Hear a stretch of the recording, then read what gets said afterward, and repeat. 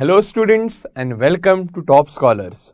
Today we'll be talking about another very interesting and very simple topic, that is Introduction to Sexual Reproduction in Animals. Firstly students, what is reproduction?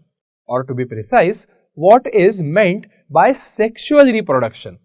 To define it simply, it is the production of offspring by the formation and fusion of gametes. As you all must be knowing, the male produces the male gamete called sperm.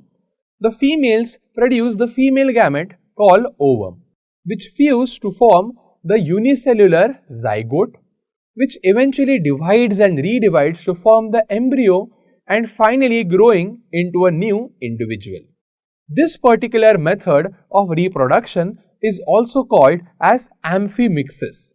Also, in animals, the gametes are formed by a specialized division known as meiosis. Students, there are two main phases which are shown by sexually reproducing animals in their lifetime, which are the juvenile phase followed by the reproductive maturity phase. Now students, let us see some breeding patterns which are shown by sexually reproducing animals.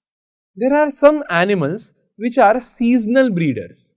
For examples, the animals like sheep, goat, cats, dogs, donkey, etc. What I mean by seasonal breeders is that these animals do not or cannot reproduce throughout the year. There is only a particular time period each year when they are able to sexually reproduce. Students, the other type includes the continuous breeders, meaning these organisms can sexually reproduce throughout the year.